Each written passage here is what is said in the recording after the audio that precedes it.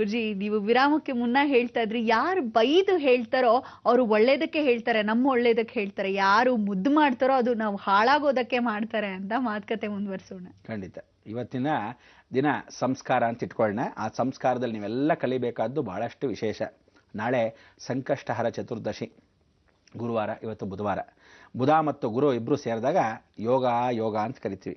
ಆ ಯೋಗಗಳಲ್ಲಿ ವಿಶೇಷ ಅಂದರೆ ಬೆಳಗಿನ ಜಾವದ ಪ್ರಾತಃ ಕಾಲ ಯೋಗಾಸನ, ಯಾವ ಕಾಲಕ್ಕೂ ಎಕ್ಸಸೈಸ್ ಅಂತೀವಿ. ಎಷ್ಟೋ ಜನ ಎಕ್ಸಸೈಸ್ ಮಾಡಬೇಕು ಮಾಡಬಾರ್ದಕ್ಕಿಂತ ಧ್ಯಾನ ಅನ್ನೋದು ಬಹಳ ಮುಖ್ಯ ಅಂತೀವಿ. ಅದಕ್ಕೆ ಎಲ್ಲರೂ ದಯವಿಟ್ಟು ಪ್ರತಿಯೊಬ್ಬರು ಇನ್ನು ಮೇಲೆ ಎಲ್ಲರೂ ಒಂದು 3 ಕಾಲಿಂದ 4:15 ಸಮಯಕ್ಕೆ ಏಳಬೇಕು, ಗುರುಗಳ ಅನುಗ್ರಹ ಪಡಿಬೇಕು.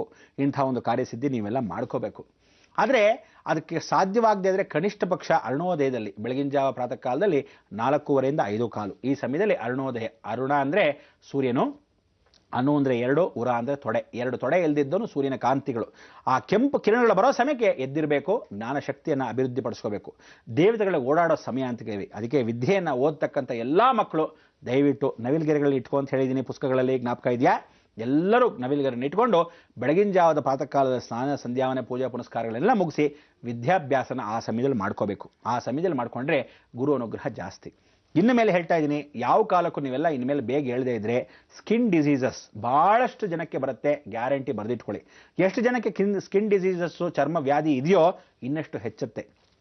ಸೂರ್ಯಕಾಂತಿಗಳು ಜಾಸ್ತಿ ಆಗಿರೋದ್ರಿಂದ, ಸೂರ್ಯನ ಪ್ರಭೆ ಜಾಸ್ತಿ ಇರೋದ್ರಿಂದ, ದೇವಿ ಜಗನ್ಮಾತೆ ಭೂಸ್ಪರ್ಶ ಇನ್ನೇನು ಮಾಡ್ಬಿಡ್ತಾ ಇರೋದ್ರಿಂದ ಇನ್ನಷ್ಟು ವಿಶೇಷವಾಗಿರ್ತಕ್ಕಂಥ ಸೂರ್ಯ ರೇಷ್ಮೆ ಕಿರಣಗಳು, ನಾನು ಮೊದಲಿಂದ ಹೇಳಿದ್ದೀನಿ, ಇನ್ನೂ ಕೇಳ್ತಾ ಇಲ್ಲ, ಆ ತಾಪಮಾನ ನೀವು ಯಾವ ಕಾಲಕ್ಕೂ ತಡ್ಕೊಳಕ್ಕಾಗದೇ ಇರೋಷ್ಟು ಬರುತ್ತೆ. ಅದಕ್ಕೆ ದಯವಿಟ್ಟು ಇನ್ಮೇಲೆ ನೀವುಗಳು ಮಾಡ್ತಕ್ಕಂಥ ವಿಚಾರ ಜ್ಞಾಪಕ ಇಟ್ಕೊಳ್ಳಿ.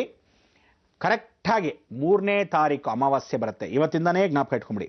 3ನೇ ತಾರೀಕು ಅಮಾವಾಸ್ಯೆ, 12ನೇ ತಾರೀಕು ಅಂದರೆ ಮುಂದಿನ ತಿಂಗಳು 12ನೇ ತಾರೀಕು. ಆ 3ನೇ ತಾರೀಕು ಅಮಾವಾಸ್ಯೆ ಅದೇ ಈ ತಿಂಗಳಲ್ಲ, ಮುಂದಿನ ತಿಂಗಳು.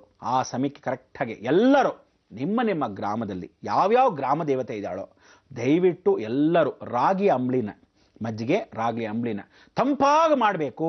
ಗ್ರಾಮಗಳನ್ನು ತಂಪು ಮಾಡದೇ ಇದ್ರೆ, ಅಮ್ಮನವರುಗಳು ತಂಪಾಗದೇ ಇದ್ರೆ, ವೀರಭದ್ರಸ್ವಾಮಿ ತಂಪಾಗದೇ ಇದ್ರೆ, ಕಾಳಭೈರವ ತಂಪಾಗದೇ ಇದ್ರೆ ಭೂಮಿ ಅಘೋರಕ್ಕೆ ಹೊರಟೋಗ್ತಾ ಇದೆ. ಈ ಬಿಸಿ ತಾಪಮಾನ ಎಷ್ಟು ಅಂತ ಮೊದಲೇ ಹೇಳಿದ್ದೀನಿ. 40, 45, 50ವರೆಗೂ ಹೋಗುತ್ತೆ ಕರ್ನಾಟಕದಾದ್ಯಂತ. ದಕ್ಷಿಣ ಕರ್ನಾಟಕದಲ್ಲಂತೂ 60, 65ವರೆಗೂ ಹೊರಟೋಗುತ್ತೆ. ಇನ್ನು ಡೆಲ್ಲಿ ಅಂತ ಸುಟ್ಟು ಬೆಂದೇ ಹೋಗುತ್ತೆ. 75, 80, 85, 90ವರೆಗೂ. ಇನ್ನೊಂದು 10 ಬಿಟ್ಟರೆ ಅಂತ ವ್ಯಾನಿಷ್, ಸುಟ್ಟು ಭಸ್ಮನೇ ಆಗ್ಬಿಡ್ಬೋದು. ಮನೆ ಬಿಟ್ಟು ಆಚೆ ಬರೋಕ್ಕಾಗಲ್ಲ. ಅಂಥ ಒಂದು ಪರಿಸ್ಥಿತಿ ಇದೇ ಮೇನಲ್ಲಿ 4ನೇ ತಾರೀಕಿಂದ ಪ್ರಾರಂಭ ಆಗೋಗ್ತಾ ಹೋಗುತ್ತೆ. ಈಗಲೇ ತಾಪಮಾನ ತಡೆಯೋಕ್ಕಾಗ್ತಿಲ್ಲ. ದಯವಿಟ್ಟು 3ನೇ ತಾರೀಕು ಅಮಾವಾಸ್ಯೆ ಬಹಳ ಶ್ರೇಷ್ಠ. ಮಂಗಳವಾರ ಬಿದ್ದಿದೆ. ಆ ಮಂಗಳವಾರ ಬಿದ್ದಿರತಕ್ಕಂಥ ಮಂಗಳಕರವಾಗಿರ್ತಕ್ಕಂಥ ದಿನಕ್ಕೆ ನೀವು ಇವತ್ತಿಂದನೇ ಪ್ರಾರಂಭಿಸ್ಬಿಡ್ಬೇಕು.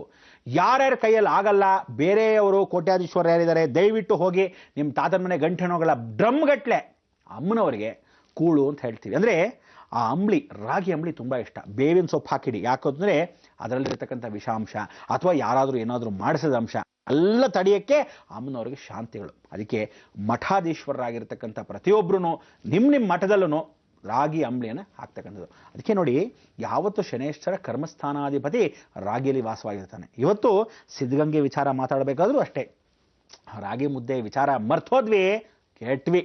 ದಾಸೋಹದಲ್ಲಿ ರಾಗಿ ಮುದ್ದೆ ಉಂಡರೆ ಚೆನ್ನ. ಅದಕ್ಕೆ ನಿಜವಾಗ್ಲೂ ಆ ಮೃದುವಾಗಿರ್ತಕ್ಕಂಥ ರಾಗಿ ಅಂಶವನ್ನು ಪ್ರತಿದಿನ ದಾಸೋಹಕ್ಕೆ ಪ್ರತಿಯೊಬ್ಬರಿಗೂ ಹಾಕೋದ್ರಿಂದ ಎಷ್ಟು ದಾರಿದ್ರ್ಯಂ ಪರಿನಾಶನಾರ್ಥಂ, ಎಷ್ಟು ದರಿದ್ರ ಹೋಗುತ್ತೆ ಗೊತ್ತಾ? ಎಷ್ಟು ಜನಕ್ಕೆ ದಾಸೋಹದಲ್ಲಿ ರಾಗಿಯನ್ನು ಹಾಕಿದಾಗ ಶನಿಗೆ ಸಂತೃಪ್ತಿ. ಅಂಬ್ಲಿ ಅಂದರೆ ರಾಗಿ ಅಂಬ್ಲಿಯನ್ನು ಹಾಕಿದಾಗ ಶನೇಶ್ವರನು ಹೇಳ್ತಾನೆ ಶಕ್ತಿಗೆ ತುಂಬ ಪ್ರೀತಿ.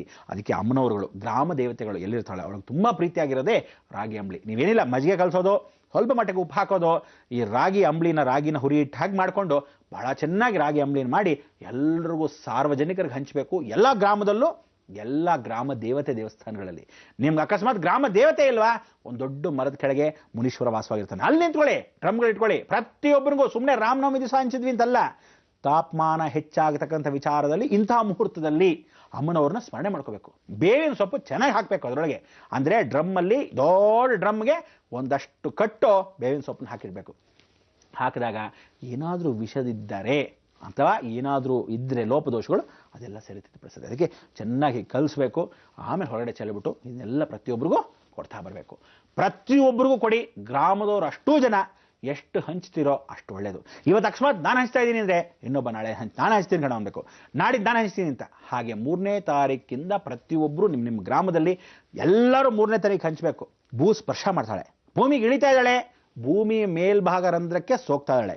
ನಾನು ಇವತ್ತು ಜ್ಞಾಪಿಸಿರೋದನ್ನು ಜಲಮದಲ್ಲೇ ನೀವು ಆಮೇಲೆ ಕೇಳಿದ್ರು ಮಾಡಿದ್ರು ಸಾಧ್ಯವಾಗದೇ ಇರೋವಂಥ ವಿಚಾರಗಳು. ಅದಕ್ಕೆ ದಯವಿಟ್ಟು ಸೂಕ್ಷ್ಮಾತಿ ಸೂಕ್ಷ್ಮಗಳಿಗೆ ಹೇಳ್ತಾ ಇದ್ದೀನಿ. ಪ್ರತಿಯೊಂದು ಗ್ರಾಮ ದೇವತೆ ಅರ್ಧ ಇರ್ತಾಳೆ, ಚೌಡೇರ ಶಿವರ್ ಇರ್ತಾಳೆ, ಮಾರಮ್ಮ ಇರ್ತಾಳೆ, ಕೆಂಚಮ್ಮ ಇರ್ತಾಳೆ, ಯಾರ್ಯಾರು ಇರ್ತಾಳೆ, ಹಳ್ಳಿಯಲ್ಲೋ ಪ್ರತಿಯೊಬ್ಬರು ರಾಗ್ಲಿ ಅಂಬಲಿ ಹಂಚಿ. ಅಕಸ್ಮಾತ್ ಆ ಹಳ್ಳಿಲಿ ಆಗದೆ ಇದ್ದರೆ ನೀವು ಅಕಸ್ಮಾತ್ ನಿಮ್ಮ ಹುಟ್ಟದೂರು ಅಂತ ಅನ್ಕೊಂಡಿರ್ತೀರ, ದಯವಿಟ್ಟು ನೀವುಗಳು ಹೋಗಿ ಆ ರಾಗ್ಲಿ ಅಂಬಲಿನ ನಿಮ್ಮ ಸ್ವಂತ ಊರಲ್ಲಿ, ಅಯ್ಯೋ ನಮ್ಮೂರು ಭಾಳ ಬಡತನ ಅಂತ ಹೇಳಿದಾಗ ನೀವು ಹೋಗಿ ಹಂಚಿ, ಬೇಡ ಅಂದಿಲ್ಲ. ಪಕ್ಕದಲ್ಲಿ ಅಕಸ್ಮಾತ್ ಇದ್ರೆ ಪಕ್ಕದ ಊರಿನವ್ರುಗಳು ಈ ಊರಲ್ಲಿ ಹಂಚರು ಅಂತ ಹೇಳಿ ಈ ಒಂದು ಸಂಸ್ಕಾರವನ್ನ 3ನೇ ತಾರೀಕು ಮುಂದಿನ ತಿಂಗಳಿಗೆ ಇವತ್ತೇ ಜ್ಞಾಪಿಸಿದ್ದೀನಿ. ಮರ್ತಿ ಹೋದರೆ ತಾಪಮಾನ ಕಷ್ಟ ಹೇಳಿದ್ದೀನಿ. ಆ ಧಗೆ ಅವಳು ನಾಲ್ಗೆನ್ ಚಾಚಿ ಹೊರಗಡೆ ಹಿಂಗೆ ಬಂದಿರ್ತಾಳೆ. ಆ ಧಗೆ ಅದಕ್ಕೆ ನಾವು ತಡ್ಕೊಳಕ್ ಆಗ್ತಾ ಇಲ್ಲ. ಸೂರ್ಯನು ಬಿಟ್ಟಿರ್ತಕ್ಕಂಥ ಬಾಣ, ಆ ಬಿಲ್ಲು ಬಾಣ ಹೇಗೆ ಬಿಡ್ತಾನೋ ಅಷ್ಟು ವೇಗವಾಗಿ ಅಷ್ಟು ತೀಕ್ಷ್ಣವಾಗಿ ನಮ್ಮನ್ನು ಚುಚ್ಚುತ್ತೆ ಆ ಬಿಸಿಲು ತಾಪಮಾನ. ಅದು ಯಾವಾಗ September, October, November, December current ಹೊಡೋಗುತ್ತಲ್ಲ, ಆ ಸಮಯಕ್ಕೆ ಏನ್ ಮಾಡ್ತೀರಾ? ಏನೂ ಮಾಡೋಕ್ಕಾಗಲ್ಲ. ಈಗ ಒಂದೇ ದಾರಿ ನಮಗೆ, ಲೋಕ ಸಮಸ್ತ ಸುಖಿನೋ ಭವಂತು, ಸನ್ಮಂಗಳಾನಿ ಭವಂತು.